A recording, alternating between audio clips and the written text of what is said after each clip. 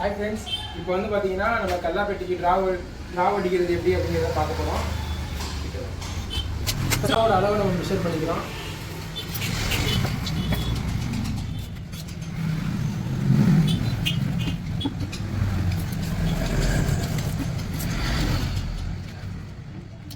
இப்போ வந்து பார்த்தீங்கன்னா டிராவ் வந்து உங்களுக்கு கரெக்டாக 16 இன்ச்சு இருக்குது. நம்ம 16 இன்ச்சில் அந்த டிராவுக்கு சைடில் வைக்கிற டிராயர் வீல் டெலஸ்கோப்புன்னு சொல்லுவாங்க. இதோட திக்னஸ் வந்து 1 இன்ச்சு.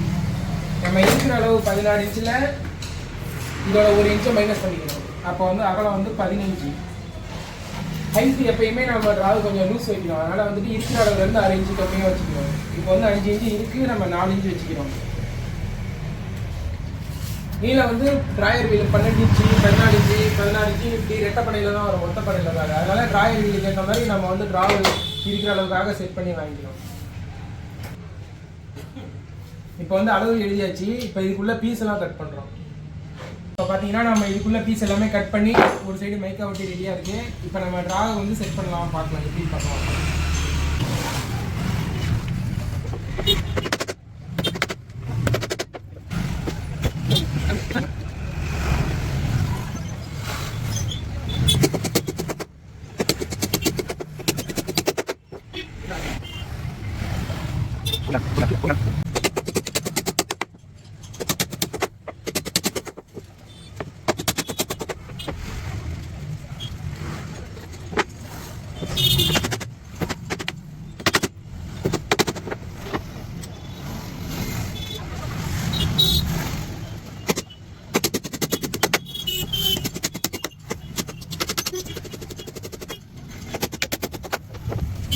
நம்ம டிராவ் அடிச்சாச்சு. இப்போ டிராவில் உள்ள மைக்கா ஒட்டிக்கிற மாதிரி வெளியே மைக்கா ஒட்டணும். அது மைக்கா ஒட்டுறதுக்கு முன்னாடி இப்போ நம்ம அடிச்சாலையில் பிளைவுட் ஏதாவது கொஞ்சம் மேடு பண்ணதுன்னா கிரைண்டிங் மிஷின் வச்சு சரி பண்ணிக்கிட்டு அப்புறம் மைக்கா ஒட்டணும்.